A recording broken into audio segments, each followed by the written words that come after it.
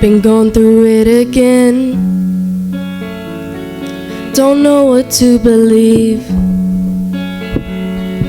Been wondering who I am and how to handle these things. Don't know which way the wind blows. Will I regret this? I'm a candle in the wind, who I am and who I've been. I'm ecstatic, I'm depressed. I don't know what exists. I'm ecstatic, I'm depressed. I don't know what exists.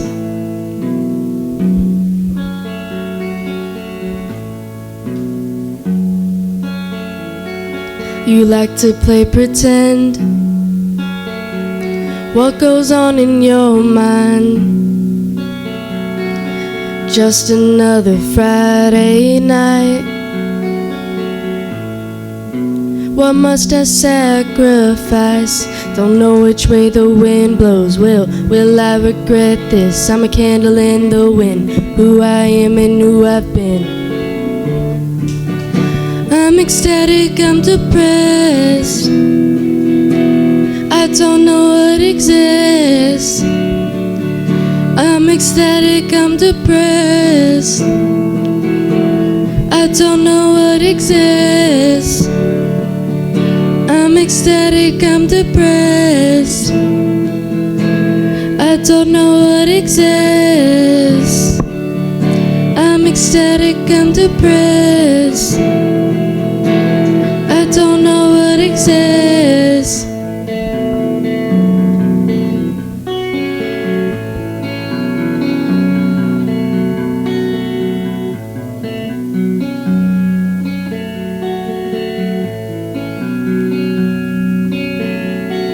Don't know why I'm so nervous. Are you sick of me? Do you want me to leave? Do you want me to leave? I'm ecstatic, I'm depressed. I don't know what exists. I'm ecstatic, I'm depressed. I don't know what exists. I'm ecstatic, I'm depressed. I don't know what exists. I'm ecstatic, I'm depressed. I don't know what exists. I'm ecstatic, I'm depressed. I don't know what exists.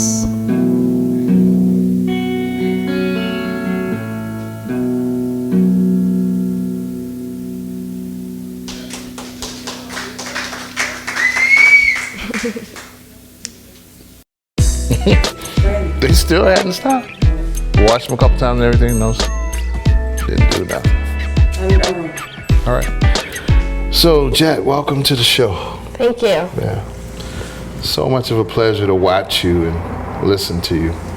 It was a pleasure to be here. Mm-hmm. I'll tell you what, man, you sent 1,000 questions through my mind just listening to your lyrics and, watching your whole thing. I mean, I don't even know how to say this, but you look like a baby, but you sound really mature on stage, and I was just kind of looking at that too. So you had to be doing this for like a long time, right? Well, yeah, I grew up doing musical theater, so. Okay, so like what age? What age you start? Because I know your mom's into music. And yeah. Obviously, she. Like 8 or 10 is when I started. Okay. Yeah. So we talking your whole life. Yeah. Because you're like, what, 16 now? 18. Ooh. You're kind of old, actually. No, Okay. So I know you, being that your mom has had a music school, this background stuff that I know, did you start playing an instrument first, like piano or something maybe? Or? I started with guitar, and I started with acoustic, and then I went on with that for a couple years, but then I kind of lost all of it. And you didn't like the guitar? Or no, I like it. I just stopped for some reason, and I'm getting back into electric and bass. Okay. Yeah. So you're making a return to it. But, Yeah. But somehow you got into singing. Mm-hmm. And that's probably because you're creative and you're a writer. Or Yeah. whatever. It's more the writing that got me into the singing. You got a lot of styles, man. I was listening to your performance style, and it was kind of moving around a little bit. Who are your influences and what motivates you? I have a lot. I've always loved like Fiona Apple. Mm-hmm. She's always been someone that I've looked up to, and more also modern artists like Clairo or Phoebe Bridgers, and lots of just like solo women that share their stories. So I've been drawn to.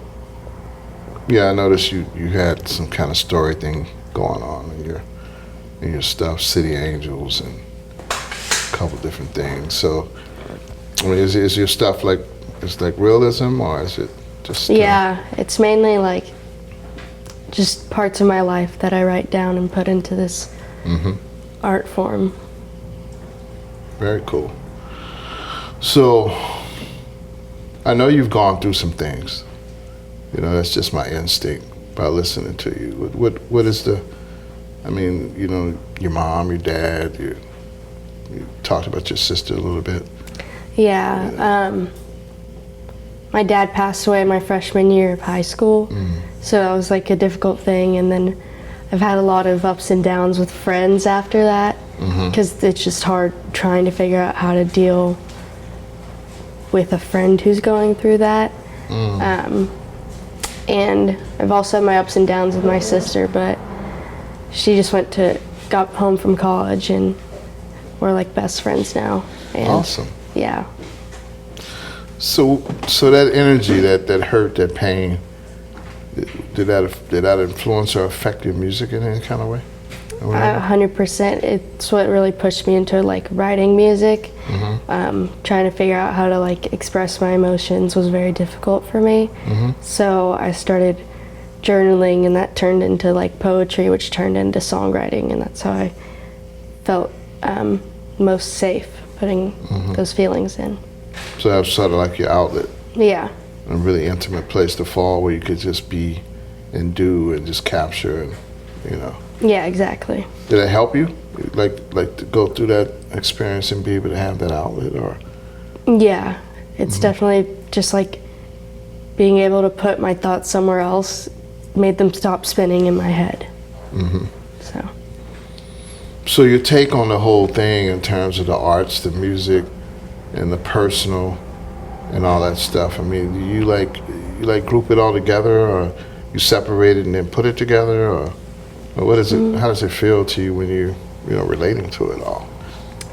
And you talk about it with maturity, like you. I'd say I think I put it all together. I just find they're all connected in some way. So when you're writing, like, do the words come first? Do a melody come first? Usually words come first for me, and then I kind of get into melody and music. I mean, do you write from the guitar still, or other instruments? Yeah, or I've gone on like apps and used like different things on there to create Beats and little tracks and on things, it. Yeah. What's your favorite app? I've used like Logic Pro, and finding like cool drum beats on there is Nice. what I really like. Yeah. Yeah, I was listening to like your performance, and just like a lot of girls your age and boys your age, when I listen to your performance, it all kind of scopes around a beat or a rhythm, and you could tell when you do acoustic, whatever, when that's not there, your voice takes over as the rhythm, and you're kind of illustrating what the rhythm would be right here through your voice. I was hearing you do that, and I said, wow, that's interesting, because you can tell by the melodic structure of how a person sing what they're used to singing to or not. You know what I'm saying? And your guitar player, that was an interesting choice. So tell me about your guitar player, how you Because I mean, he's from a different world, obviously. Yeah. I can see that and feel that, but somehow it merged like really interesting. Yeah. I've known Mark for a lot of my life, and my mom is friends with him, and we decided to do a couple shows, and we just wanted it to be more chill and like. You didn't want to do a track show. We just wanted to do a guitar to make it more intimate. Yeah, acoustic, so we kind of just pulled everything out, so it's just guitar, and that's Well, that was good. That was a good touch, because I was at first, when I saw him, and then I saw him plug up, and I was like, oh, this is gonna be interesting. These are two different worlds. Let's see how this gonna, But then I saw what he did, and it was really interesting the way he adapted to, your culture, your music. It's a nice thing. So, in your head, in today's current music scene, where you got the Taylor Swifts and then all the girls you just talked about and stuff like that, and I'm sure when you look out there, you see a particular thing or something that the slot where you see yourself fitting, right? Yeah. What do you dream about? What do you see?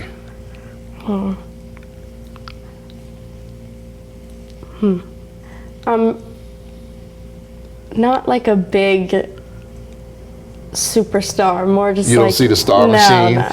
What do you see? Because I was see curious more when I saw you performing. It's like you have this confident, but it's still like, I'm not sure. I don't know. Let me look around and see. So normally you have the people in the industry are so sure about themselves that they see themselves as a star, right? Mm-hmm. And they're projecting this image and they're blazing away, and the rest of the world's trying to see, is they really a star? Is they just like nuts or something, whatever? And then you have these people just in an intimate space where they're kind of in their head and they're just delivering something to you, and then you make up your mind about the person or the level of talent or whatever have you. So that's why I wanted to ask that question, just to see. And you see yourself fitting like where? Like, I'm not really sure. I don't really know where I fit. So you're just kind of finding your place right now? Waiting to see where I you go. Land, and who accept you. That's interesting, because that's kind of what it feels like on stage. You kind of feeling around and doing some stuff. But you hit on some interesting places, because there are times where you go to almost into this kind of like almost like a hip-hop-ish thing. Mm-hmm. Then there's times where you lean toward country, then you lean toward rock. You like all over the genres. You see putting all those genres together, or you actually hear them separate in your head and just try to get to that genre when you're doing that song? I kind of feel like they're all together. I grew up listening, and I still listen like all different genres. So when I write, it sometimes will just like overflow. I figured that. That's what it felt like. It felt like it was like here and then there and then boom. That's good. So I'm sure you're looking at it as from a songwriter's perspective, and you're probably looking at it from an artist's perspective. What you think is your stronger tool? How do you see it? Songwriting. Mm-hmm. Why? Yeah. I've always been someone who, listening to music, the lyrics are what spoke to me. Mm-hmm. And I've always been into writing and creating stories. So I think that's something that's I think it's equally as powerful as the music, but it just means more to me. Mm-hmm. So, obviously, a songwriter, you're trying to reach out and grab people, right? And you're trying to bring them into your intimate, private world of what you're hearing in your head or seeing through your heart or whatever when you're delivering a song. And the sincerity of that act is when you deliver it in an emotional way, where it's felt, and where a person can look at you and see the whole embodiment of what you're feeling or whatever. Do you see yourself in character like that? Or how do you see yourself when you're doing it? I don't really see myself as a character. I think it's more just like an opportunity of me being myself and vulnerable, and in trying to tell a story and hopefully kind of get someone to connect or help them with the story. So just open honesty and letting them Yeah. come in there and feel where you're at, and Yeah, exactly. just kind of hoping that they'll just stay right there Yeah. with you until you die. That's good. Yeah. That's a really good approach. So, been in the studio, been recording? How much? And you're 18. Yeah. So how much? How much recording? How much? I mean, I've been writing a lot, and we're about to go and work on a couple more songs. Okay, in the now when you say studio. a lot, you mean like you wrote 100 songs, 50 songs, 30 songs? I have like 50, 25. Okay. I'd say. Yeah. So out of those 50 songs, how many are really good? Oh, only like 10. Why only 10? I mean, with the rest of them, you just kind of like just jacking around? Yeah, Just all like- over the place. Okay. Just kind of scribbled down. All right, so there's 10 that hit you. Yeah, Right. 10 that I'd want to put out there or like work on more. So how did you decide like which songs are really good songs and which songs are not? Do you have like listening sessions where you say, hey, y'all listen to this song and tell me what you think? Or you just say, nah, this song's not ready until I say it's ready? Yeah, it's more, It's personal. yeah. So it's whenever I feel like it's a complete thought almost. And this like story or narrative I'm telling is a complete story, and it's not just different stories mashed together. Okay. Well, that's an interesting way to approach it. Let me share this with you. Michael Jackson, when he passed away, he had 250 songs unreleased that he said wasn't good enough. Right? And they've released about maybe 25 of those songs, and all of them were smash hits since he passed away. And he's got a brand new album coming out now. Oh. Yeah, they're getting ready for a new album and a bunch of new stuff, and these are all songs that he rejected. It's like they're not good enough. They're not Michael Jackson standard, and the rest of the world's like eating it up. Just food for thought. Yeah. Just letting you know. It's like sometimes as creators we're harder on ourselves than anybody could ever be, and sometimes it's never ever good enough for us, and the rest of the world's like, wow, and we go, no. no, that ain't gonna happen. You're not gonna hear it. You're not gonna see it. But so have you had a record release? I've had the 5 songs that I played. Those are on an EP that I released. Okay. Yeah.